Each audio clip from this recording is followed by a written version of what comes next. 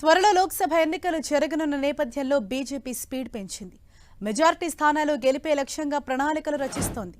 ఇప్పటికే 195 మందితో తొలి జాబితా ప్రకటించిన బీజేపీ రెండో జాబితాల విడుదలపై కసరత్తు చేస్తోంది. ఇందులో భాగంగా నిన్న ఢిల్లీలోని బీజేపీ కేంద్ర కార్యాలయంలో ఆ పార్టీ హైకమాండ్ కోర్ గ్రూప్ సభ్యులు సమావేశమయ్యారు. ఏపీ, ఒడిశా, హర్యానా, హిమాచల్ ప్రదేశ్, కర్ణాటక, మహారాష్ట్ర, తమిళనాడు రాష్ట్రాల కోర్ కమిటీ సభ్యులతో విడివిడిగా సమావేశమయ్యారు. బీజేపీ సమావేశానికి హోంమంత్రి అమిత్ షా, ఆ party chief JP Nadda, BJP ప్రధాన కార్యదర్శి బిఎల్ సంతోష్, ఏపీ ఇన్ఛార్జ్ శివప్రకాష్తో పాటు ఏపీ బీజేపీ అధ్యక్షురాలు పురంధేశ్వరి, మాజీ అధ్యక్షుడు సోము వీర్రాజు ఈ సమావేశానికి హాజరయ్యారు. ఏపీలోని 25 పార్లమెంట్, 175 అసెంబ్లీ నియోజకవర్గాల అభ్యర్థుల ఎంపికపై చర్చించారు. ఇవాళ కూడా మరోసారి సమావేశమై చర్చలు జరపనున్నారు. బీజేపీ తాజా సమావేశంలోనూ పొత్తులపై ఎలాంటి చర్చ జరగలేదన్నారు ఏపీ బీజేపీ చీఫ్ పురంధేశ్వరి. అన్ని నియోజకవర్గాల్లోని పరిస్థితులపై అధిష్టానానికి వివరించామన్నారు. ఏపీలో జరిగిన బీజేపీ సమావేశంపై నివేదికతో పాటు ఆశావాహుల జాబితాను కూడా అందించామన్నారు. పొత్తులపై అధిష్టానమే నిర్ణయం తీసుకుంటుందన్నారు ఏపీ బీజేపీ నేత సోము వీర్రాజు. రాష్ట్రంలోని 175 అసెంబ్లీ నియోజకవర్గాలు, 17 పార్లమెంటు స్థానాల పరిస్థితులపై చర్చించినట్లు తెలిపారు.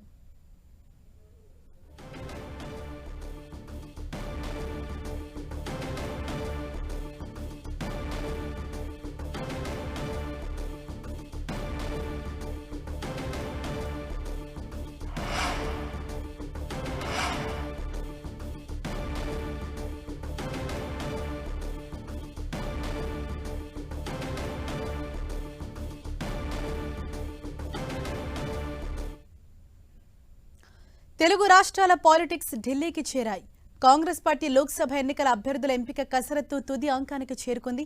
ఈ ప్రక్రియలో కీలకమైన కాంగ్రెస్ కేంద్ర ఎన్నికల కమిటీ సమావేశం ఇవాళ ఢిల్లీలో జరగనుంది.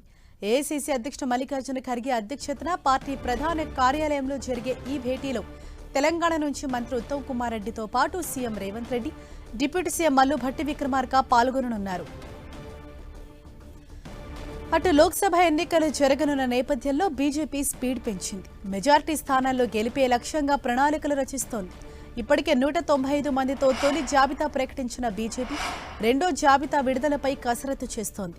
ఇందులో భాగంగా నిన్న ఢిల్లీలోని బీజేపీ కేంద్ర కార్యాలయంలో ఆ పార్టీ హైకమాండ్ కోర్ గ్రూప్ సభ్యులు సమావేశమయ్యారు. ఏపీలోని 25 పార్లమెంట్, 175 అసెంబ్లీ నియోజకవర్గాల అభ్యర్థుల ఎంపికపై చర్చించారు. ఇవాళ కూడా మరోసారి సమావేశమై చర్చలు జరపనున్నారు.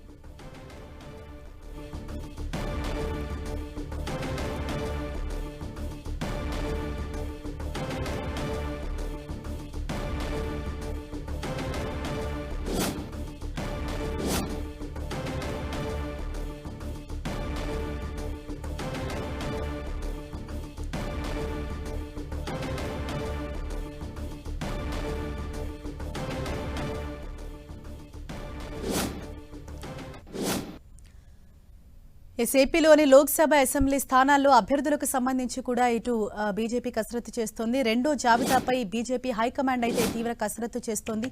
లోక్సభ ఎన్నికల్లో మెజారిటీ స్థానాల లక్ష్యంగా అడుగులు పడుతున్నాయి. మనం ఎన్టీవీ స్క్రీన్ పైన కూడా బ్రేకింగ్ చూస్తున్నాం. ఇటు కాంగ్రెస్ కి సంబంధించిన లోక్సభ అభ్యర్థుల లిస్టు కావచ్చు, అలాగే బీజేపీకి సంబంధించి అభ్యర్థుల లిస్టు సైతం ఫైనల్ చేసే ప్రక్రియలో ఇటు హైకమాండ్ నిమగ్నమై ఉంది. ఈ రోజు లేదంటే రేపు కాంగ్రెస్ కి సంబంధించి అంటే తెలంగాణలో లోక్సభ అభ్యర్థుల జాబితా అన్నది విడుదల కాబోతోంది. అయితే మొత్తం ఒకేసారి రిలీజ్ చేస్తారా, లేకపోతే సగం మంది అభ్యర్థుల పేర్లను ప్రకటిస్తారా అన్నది కూడా వేచి చూడాలి.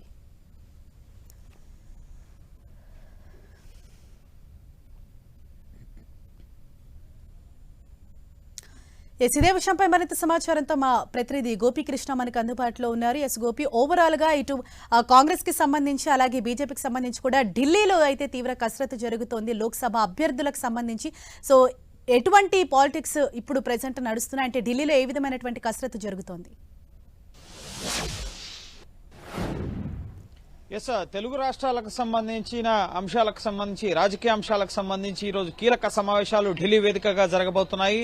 అటు ఏపీలో బీజేపీ, టీడీపీ, జనసేన పొత్తులకు సంబంధించిన అంశంపై క్లారిటీ రావడం కానీ, ఇటు తెలంగాణలో కాంగ్రెస్ లోక్సభ అభ్యర్థుల ఎంపికకు సంబంధించిన అంశంపైన కానీ కీలక సమావేశాలు ఈరోజు ఢిల్లీ వేదికగా జరగబోతున్నాయి. సాయంత్రం 6 గంటలకి కాంగ్రెస్ కేంద్ర కార్యాలయంలో కాంగ్రెస్ కేంద్ర ఎన్నికల కమిటీ సమావేశం జరుగుతోంది. మల్లికార్జున్ ఖర్గే, సోనియా గాంధీ, రాహుల్ గాంధీ సహా ఎన్నికల కమిటీ సభ్యుల ఆధ్వర్యంలో ఏఐసిసి కార్యాలయంలో ఈ సమావేశం జరుగుతుంది. కేరళ, కర్ణాటక, తెలంగాణ సహా వివిధ రాష్ట్రాలకు సంబంధించి ఢిల్లీ, ఛత్తీస్గఢ్, హర్యానా ఈ రాష్ట్రాలకు సంబంధించిన లోక్సభ అభ్యర్థుల ఎంపిక జరుగుతుంది. సో తెలంగాణ రాష్ట్రానికి సంబంధించి కూడా కీలక స్థానాలకు సంబంధించి తొలి జాబితా విడుదల కాబోతోంది. జహీరాబాద్, మహబూబ్ నగర్, అలాగే చేవెళ్ల, అంతేకాకుండా ఇటు మహబూబ్ నగర్ ఇటువంటి స్థానాలకు సంబంధించి ఇటు అభ్యర్థుల్ని తొలి లిస్టులో ప్రకటించే అవకాశం కనిపిస్తోంది. ఖమ్మం, మల్కాజ్గిరి ఇటువంటి స్థానాలకి ఎక్కువ మంది ఆశావాహులు పోటీ పడుతున్న పరిస్థితి ఉంది. సో సుమారు 50 మందికి పైగా అభ్యర్థుల ఆశావాహుల జాబితా ఇప్పటికే ఏఐసిసి కార్యాలయం చేరింది. సాయంత్రం 6 గంటలకు ఏఐసిసి కార్యాలయంలో సిఇసి సమావేశం జరగబోతోంది. ఈ సమావేశంలో రేవంత్ రెడ్డి, బట్టి విక్రమార్క, అలాగే ఉత్తమ్ కుమార్ రెడ్డి పాల్గొనబోతున్నారు. సిఇసి సభ్యుడిగా ఉన్నారు ఉత్తమ్ కుమార్ రెడ్డి. సో సిఎల్పి నేత, అలాగే సీఎం పిసిసిగా కూడా ముఖ్యంగా వివిధ రాష్ట్రాలకు సంబంధించిన నేతలు, పిసిసిలు అలాగే సిఎల్పి నేతలు కూడా హాజరవుతారు. కాబట్టి సో తెలంగాణ కాంగ్రెస్ అభ్యర్థులకు సంబంధించిన కసరత్తు ఏఐసిసి కార్యాలయంలో జరగబోతోంది. ఇక బీజేపీ కేంద్ర కార్యాలయంలో ఏపీ బీజేపీ కోర్ కమిటీ నేతలు పురంధేశ్వరి, అలాగే సోము వీర్రాజు, అమిత్ షా, జేపీ నడ్డాతో మరోసారి సమావేశం కాబోతున్నారు. ఈ రోజు ఏపీకి సంబంధించి నిన్న 175 అసెంబ్లీ అలాగే 25 లోక్సభ స్థానాలకు సంబంధించి ఆశావాహుల జాబితాను, అలాగే ఎక్కడెక్కడ బీజేపీ పోటీ చేస్తే గెలిచే అవకాశం ఉంటుంది, నియోజకవర్గాల్లో పరిస్థితి, వీటన్నిటికి సంబంధించిన విషయాలను కూడా అధిష్టానానికి వివరించారు. సో పొత్తులకు సంబంధించిన అంశంపైన నిన్న ఎటువంటి చర్చ లేదు, మా వద్ద ప్రస్తావన లేదు అని చెప్పి పురంధేశ్వరి చెప్పడం జరిగింది. సో ఈ రోజు ఆ అంశంపైన స్పష్టత వచ్చే అవకాశం ఉంది. ఈ రోజు మధ్యాహ్నం 1:50 బేగంపేట విమానాశ్రయం నుంచి చంద్రబాబు ఢిల్లీ రాబోతున్నారు. 4 గంటలకు ఆయన ఢిల్లీ చేరుకుంటారు. సాయంత్రం రిపబ్లిక్ టీవీ ఒక కాన్క్లేవ్ 7 గంటలకి ఒక సదస్సులో ఆయన పాల్గొంటారు. అనంతరం రాత్రి 9 గంటల తర్వాత అమిత్ షా లేదా జేపీ నడ్డా ఈ ఇరువురిని కూడా కలిసే అవకాశం కనిపిస్తోంది. సో ఈ రోజు పొత్తులకు సంబంధించి సీట్ల సర్దుబాటుకు సంబంధించి ఒక స్పష్టత వచ్చే అవకాశం కనిపిస్తుంది.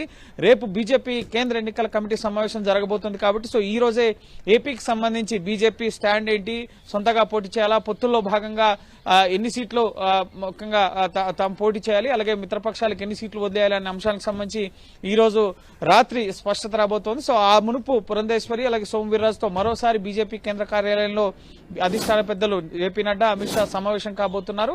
అనంతరం సాయంత్రం చంద్రబాబు, పవన్ కళ్యాణ్, ఒకవేళ పవన్ కళ్యాణ్ కి సంబంధించిన షెడ్యూల్ ఇంకా కన్ఫర్మ్ కాలేదు. చంద్రబాబు టూర్ మాత్రం సాయంత్రం 4 గంటలకు ఆయన ఢిల్లీ చేరుకోబోతున్నారు. సో ఖచ్చితంగా ఈ రోజు బీజేపీ అధిష్టాన పెద్దలతో ఆయన సమావేశం జరిపే అవకాశం కనిపిస్తుంది. ఈ రోజే పొత్తులకు సంబంధించిన అంశంపైన క్లారిటీ కూడా వచ్చే అవకాశం కనిపిస్తోంది. సో ఓవరాల్ గా బీజేపీ అలాగే బీజేపీ సెకండ్ లిస్ట్ కి సంబంధించి ముఖ్యంగా రేపు బీజేపీ సెంట్రల్ ఎలక్షన్ కమిటీ సమావేశం జరగబోతుంది. కాబట్టి ఇప్పటికే 195 మంది అభ్యర్థుల్ని ఫస్ట్ లిస్ట్ లో విడుదల చేశారు. సో సెకండ్ లిస్ట్ లో మరో 150 మంది అభ్యర్థుల వరకు కూడా ఎంపిక చేయాలని చెప్పి భావిస్తున్నారు. ఇందులో భాగంగానే 8-9 రాష్ట్రాలకు పైగా ముఖ్యంగా అభ్యర్థులు, ఆశావాహుల జాబితా పైన కోర్ గ్రూప్ సమావేశాల్లో చర్చ జరగడం జరిగింది.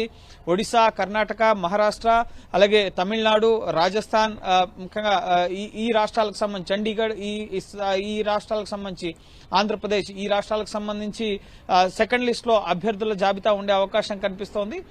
చాలా మంది సిట్టింగ్లను కూడా ఈసారి మార్చబోతున్నారు. వివాదాలకి ముఖ్యంగా కేర్ ఆఫ్ అడ్రస్ గా ఉన్న వారిని మొదటి లిస్ట్ లోనే చాలా మందిని మార్చేయడం జరిగింది. సో సెకండ్ లిస్ట్ లో కూడా కర్ణాటక నుంచి సుమారు 11 మంది సిట్టింగ్ ఎంపీలను మార్చబోతున్నట్లుగా తెలుస్తుంది. అలాగే ఒడిశాలో ఇటు బీజేడీతో కలిసి వెళ్లాలన్న ఆలోచనలో బీజేపీ ఉంది.